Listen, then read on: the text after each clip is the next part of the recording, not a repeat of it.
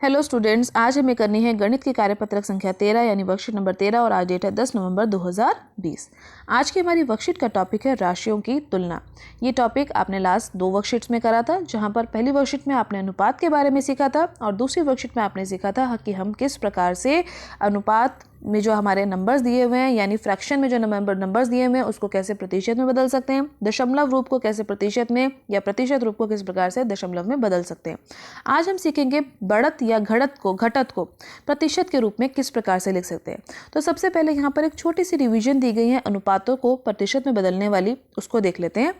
देखिए क्या बोला गया है, जब राशि के भाग अनुपात के रूप में दिए होते हैं तो हम उन्हें प्रतिशत के रूप में बदल सकते हैं, इस प्रकार बदलते हैं। तो यहाँ पर एक छोटा सा क्वेश्चन दिया गया कि 15 मिठाई के पीस हैं जो मोनू और सोनू में बराबर रूप से नहीं बांटने हैं, बल्कि मोनू को 3 पीस दिए गए हैं और सोनू को 12 पीस दिए गए हैं।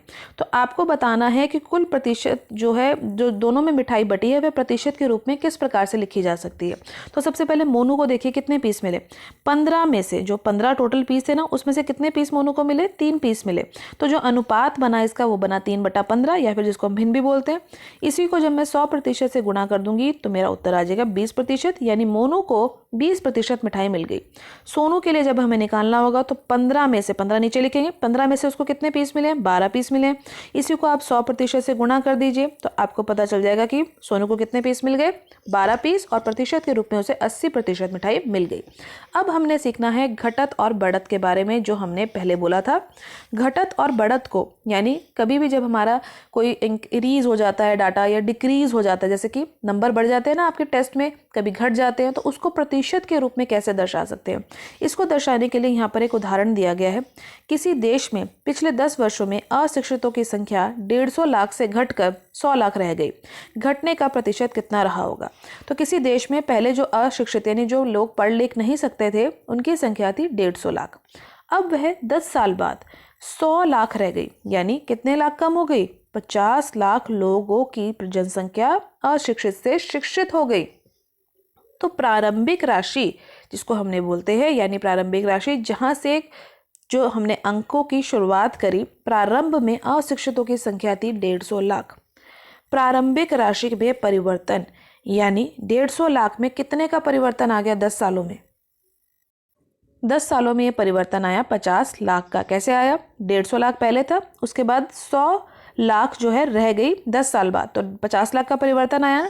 तो जब भी कभी राशि में परिवर्तन ज्ञात करना होगा, चाहे वो घटत के लिए हो चाहे वो बढ़त के लिए हो, यानी घटते हुई राशि के लिए या बढ़ती हुई राशि के लिए, तो हम क्या करेंगे, प्रारंभिक घटत को ऊपर लिखेंगे। प्रारंभिक घटत का मतलब कितनी उसमें घटा हो गई, 150 से वो 100 लाख रह गया, तो कितने की घटा हुई, 50 लाख की घटा हुई, तो 50 को हमने ऊपर लिखा।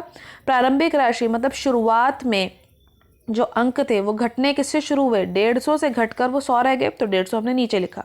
इसको हमने 100% से गुना किया तो हमारा उत्तर आ गया 33 सही 1/3%।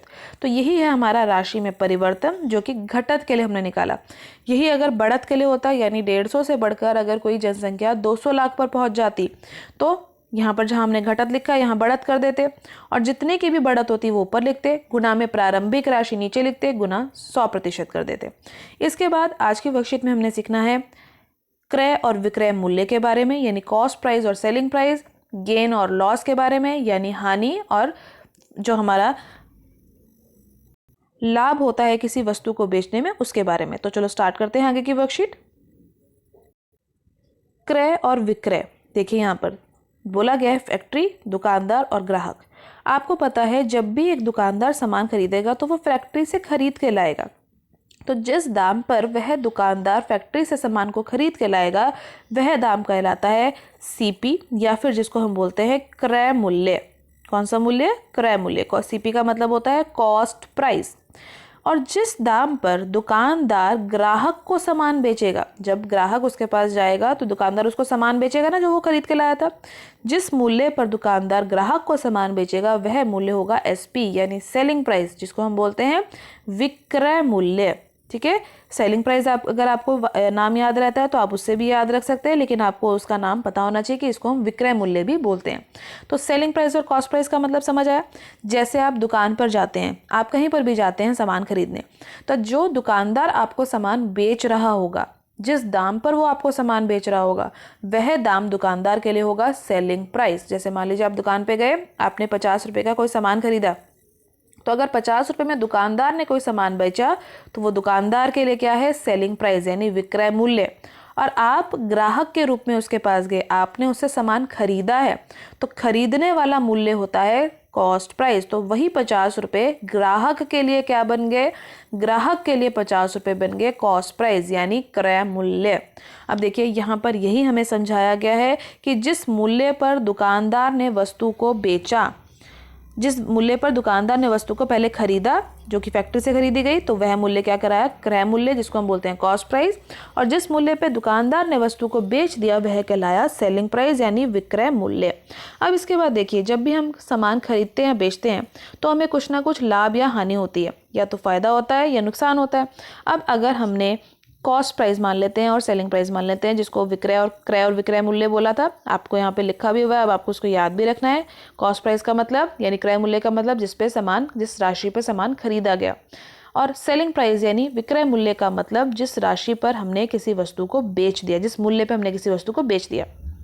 मान लीजिए आपने कोई वस्तु 10 रुपये की खरीदी, यानी उसका कॉस्ट प्राइस जो था वो 10 रुपये, और उसी वस्तु को हमने बेच दिया 20 रुपये में। हमने खरीदी थी 10 रुपये की और उसको हमने 20 रुपये में बेच दिया। तो जब हमने बेचा तो बेचने की राशि बड़ी हुई ना, बेचने का मूल्य बड़ा हुआ। और अगर हमने 10 का खरीद कर 20 का बेच दिया होगा तो हमें क्या हुआ होगा, लाभ हुआ होगा। और लाभ किस प्रकार निकाला जाता है, SP माइनस CP करके, यानी बड़ी संख्या जो 20 थी उसमें से 10 को घटा देंगे। तो हमने सीखा यदि क्रय मूल्य और विक्रय मूल्य में से अगर विक्रय मूल्य बड़ा है यानी SP अगर बड़ा है तो हमें लाभ होगा। और किस प्रकार लाभ निकाला जाएगा, SP माइनस CP करके। अब यदि मान लिया जाए कि मैंने 10 रुपये की वस्तु खरीदी थी और उसको 10 रुपये में ही बेच दिया, ठीक है, 10 रुपये में कोई मैंने चीज़ खरीदी और उसको 10 रुपये में ही बेच दिया, तो दोनों मूल्य तो बराबर हो गए, ना मुझे फ़ायदा हुआ ना नुकसान हुआ, ना मेरे पैसे बढ़े ना कम हुए। तो ऐसी स्थिति में जब ना ही लाभ होगा और ना ही हानि होगी, जब क्रय मूल्य और विक्रय मूल्य आपस में बराबर होंगे तो इस स्थिति में ना लाभ होगा ना हानि होगी। अगली स्थिति देखते हैं। अगली स्थिति में मान लीजिए हमने कोई वस्तु खरीदी जिसका दाम था, जिसका मूल्य था 30 रुपये, ठीक है, खरीदने का मूल्य था 30 रुपये, लेकिन बेचते समय हम उसको 15 रुपये में ही बेच पाए।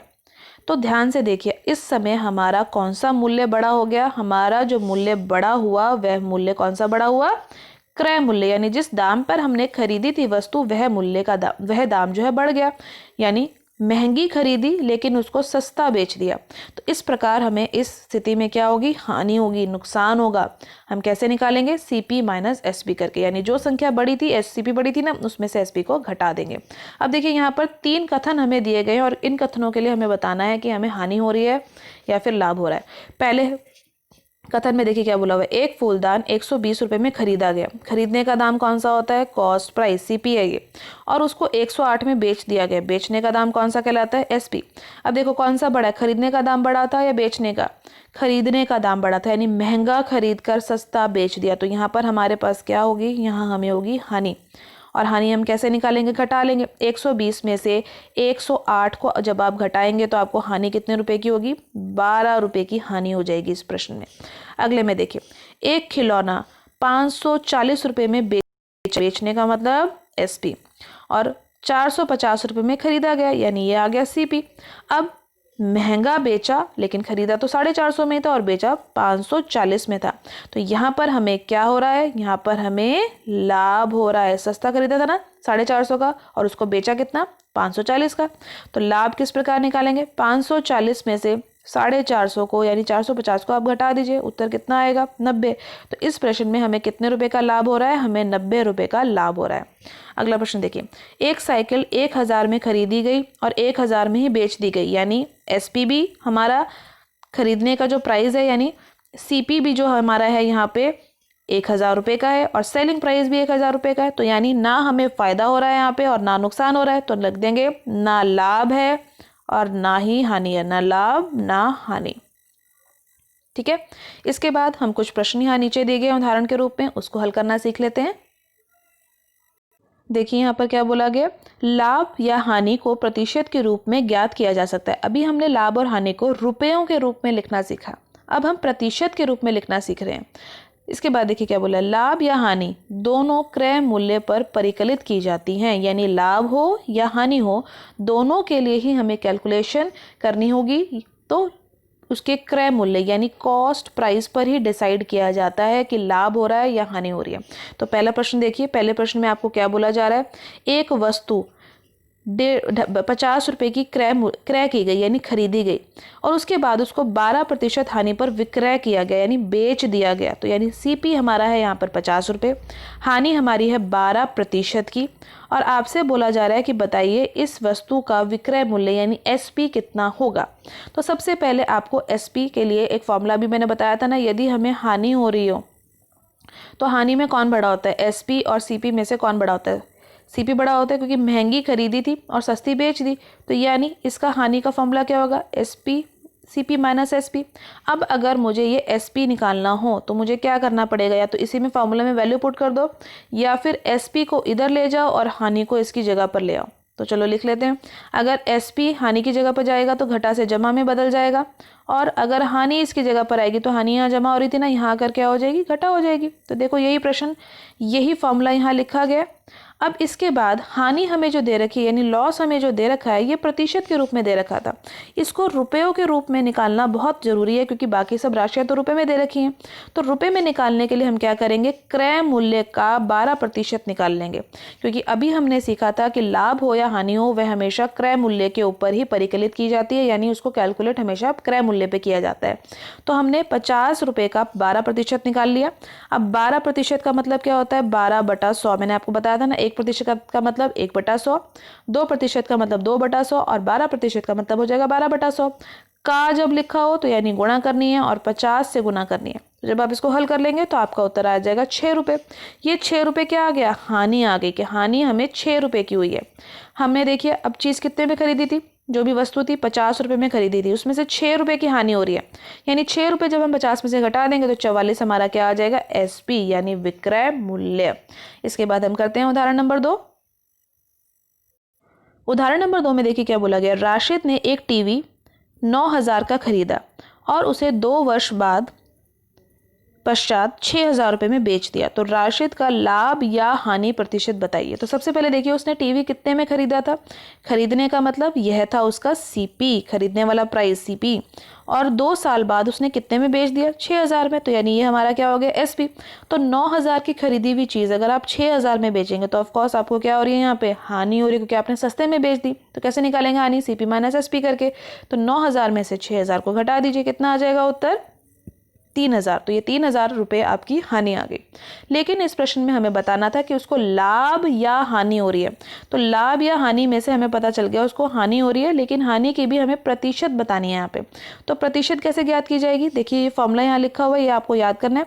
हानि प्रतिशत का मतलब हानि बटा सीपी गुना 100%, यानी लॉस परसेंटेज अगर हमें निकालनी हो तो वो सीपी पे निकाली जाएगी। अभी हमने पढ़ा था प्रॉफिट हो या लॉस हो हमेशा किस पे ज्ञात किया जाता है, क्रय मूल्य पे। तो इसीलिए यहाँ पे नीचे लिखा गया सीपी। अगर यहाँ पर हमें लाभ प्रतिशत निकालनी होती, अगर किसी भी प्रश्न में आपको लाभ प्रतिशत निकालनी होगी तो आप क्या करेंगे, लाभ को रुपए में निकालेंगे, वो ऊपर लिखेंगे, नीचे सीपी को ही लिखेंगे और उसको गुना कर देंगे 100% से, तो आपकी लाभ प्रतिशत आ जाएगी। लेकिन इस प्रश्न में हमें निकालनी है हानि, क्योंकि हमें हानि हो रही है इस प्रश्न में। तो हानि हमारी थी 3,000 रुपये की और सीपी हमारा था 9,000 का। तो 9,000 हमने नीचे लिखा, गुणा कर दिया उसको 100% से। जब आप इसको हल करेंगे तो आपका उत्तर आ रहा है 33 सही 1/3%। तो ये दोनों फॉर्मूला आप याद रखेंगे, लाभ प्रतिशत के लिए भी और हानि प्रतिशत के लिए भी। इसके बाद हम कर लेते हैं आओ अभ्यास करो वाले प्रश्न। आओ अभ्यास करेंगे। पहला प्रश्न देखिए क्या बोला गया है कि एक वस्तु को 5% लाभ पर 540 रुपये में बेचा गया, उसका क्रय मूल्य क्या होगा। तो सबसे पहले हमें देखिए क्या क्या दे रखा है, हमें दे रखा है कि एक वस्तु को बेचा गया, तो यानी एसपी हमें दे रखा है 540 रुपये, लाभ प्रतिशत दे रखी है उसकी 5%, और हमें बोला गया है कि इसके लिए इसका कौन सा मूल्य निकालिए, क्रय मूल्य। क्रय मूल्य कौन सा होता है, सीपी।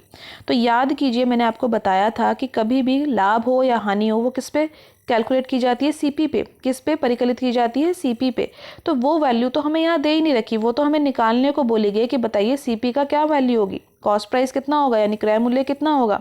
तो इसके लिए बेटा आप एक फॉर्मूला याद रखेंगे जो मैंने यहाँ नीचे लिखा है, कॉस्ट प्राइस बराबर होता है SP गुना 100 बटा 100 जमा लाभ प्रतिशत, प्रतिशत में यहाँ पे लाभ है।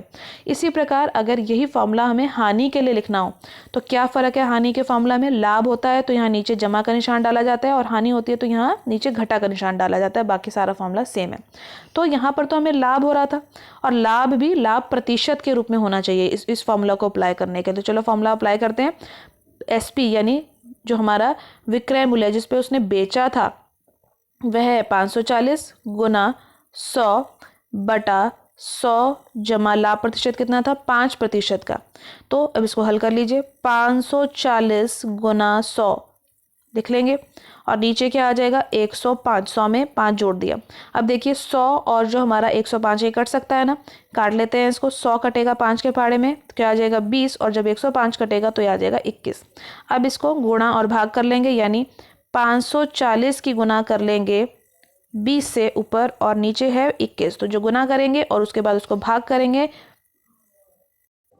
तो आपका उत्तर आ जाएगा 514 रुपये और 28 पैसे। तो आपने ध्यान रखना है जब भी आपको CP निकालने को आएगा यानी क्रय मूल्य निकालने को आएगा तो आपको ये फॉर्मूला यूज़ करने हैं, लाभ को प्रतिशत में यहाँ पर डालना है। अब इसके बाद प्रश्न नंबर 2 देखिए। प्रश्न नंबर 2 में क्या बोला गया है कि एक दुकानदार ने एक कुर्सी खरीदी है जो 375 रुपये में खरीदी है, यानी CP जो है कुर्सी का वह कितना है 375 और उस कुर्सी को बेच भी दिया। जब बेचा तो उस कुर्सी का जो दाम था वह कितने में बिकी है 400 रुपये में। तो यानी कुर्सी का दाम यानी SP कितना हो गया रुपये 400। अब आपसे बोला जा रहा है कितने लाभ में बेची, तो ऑफकोर्स उसको लाभ हो रहा है ना, क्योंकि बेचने का दाम ज़्यादा है। तो लाभ किसके बराबर हो जाएगा, लाभ जो कि हम रुपये में निकाल रहे हैं किसके बराबर हो जाएगा, SP में से CP को घटा देंगे जो बड़ी संख्या थी, और बड़ी संख्या क्या थी 400। 400 में से जब आप 375 को घटाएंगे तो आपके पास कितने रुपए का लाभ आ जाएगा, आपके पास लाभ आ जाएगा 25 रुपये का। देखिए 25 रुपये का लाभ आ गया, लेकिन आपको क्या ज्ञात करना था, लाभ प्रतिशत। तो मैंने अभी आपको बताया था लाभ प्रतिशत, जब हमने ऊपर फॉर्मूला में अभी एग्जाम्पल में फॉर्मूला देखा था, क्या होता है लाभ ऊपर लिखते हैं और परिकलित किस पे करना है CP पे, यानी किस पे कैलकुलेट करना है CP पे, गुणा 100 कर देंगे। लाभ का मान डालेंगे यहाँ पे, कितना आया था आपका लाभ का मान 25 बटा CP, यानी कितने दाम पे खरीदी थी हमने, देखिए ये था CP हमारा 375 रुपये, तो नीचे क्या लिख देंगे 375 और गुणा करवा लेंगे इसको 100 से। अब देखिए 25 और 375 ये दोनों संख्याएं 5 से कटने वाली है, तो चलो काट लेते हैं। इसको काटेंगे तो कितना आ जाएगा 5, इसको काटिए 5 से तो कितना आ जाएगा 7 के पहाड़े में 7 पे जाएगा 35, फिर उसके बाद 5 पे जाएगा 25, 5 और 75 फिर से कर सकते हैं, 5 एकम 5 और इसको जब काटेंगे तो आ जाएगा 15। तो यानी हमारे पास इसको हल करने पर आ रहा है 100 बटा 15। अब 100 की भाग आप 15 से कर लेंगे तो आपका उत्तर आ जाएगा 6.66%। तो ये प्रतिशत हमारी किसकी आई, लाभ प्रतिशत की। तो आज की वर्कशीट में आपने सीखा क्रय विक्रय मूल्य के बारे में, लाभ और हानि के बारे में। इन प्रश्नों का अभ्यास कीजिए, प्रैक्टिस कीजिए। NCERT में इससे रिलेटेड जो भी क्वेश्चन है उसकी प्रैक्टिस जरूर कीजिए। आज की वर्कशीट के सभी क्वेश्चन को आपने अच्छे से प्रैक्टिस करना है, काम फिनिश कर अपने सब्जेक्ट टीचर को फोटो क्लिक करके सेंड करनी है। आज की वर्कशीट की वीडियो अच्छी लगी हो तो लाइक और शेयर करना मत भूलिएगा। चैनल पे पहली बार आए तो चैनल को सब्सक्राइब कर लीजिए ताकि आपको अगले आने वाली वीडियो की नोटिफिकेशंस टाइम से मिल सके। Thank you for watching students.